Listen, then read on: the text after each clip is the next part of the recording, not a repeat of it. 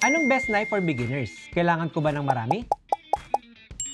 Hi, I'm Chef Eric, Maggie's Culinary Development Chef for 16 years. This is Paano Ba To? Everything you need to know to start cooking. For beginner cooks, di mo actually kailangan ng iba't ibang klaseng knives. Isang good quality and sharp knife lang, you can already start to cook. Maraming iba't ibang sizes ng knives. So katulad itong chef's knife, mas madaling gamitin at very versatile. So how do you maintain a good knife? First, kailangan mo ng sharpening stone, kailangan mo ng honing steel. Meron din tayong naka-reading water, kailangan din meron kang rubber mat para secured yung ating sharpening stone. So first, we moisten the sharpening stone. You grip your knife securely with your thumb and your index finger. You run your knife on a curve motion para hindi mo naman malose yung curve ng chef's knife. Wipe your knife and then use your honing steel. So ang common misconception is nagsha-sharpen ito. Hindi. Kailangan sharp muna using sharpening stone and then you maintain using a honing steel. So how do you store your knives properly? Instead of this, I recommend using a knife guard like this. Makakatulong to para ma-keep sharp mo yung knife and of course for safety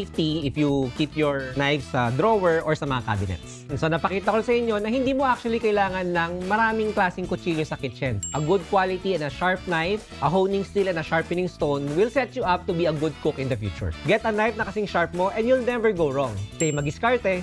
For more Magiscarte tips, visit nasaygoodness.com/ph.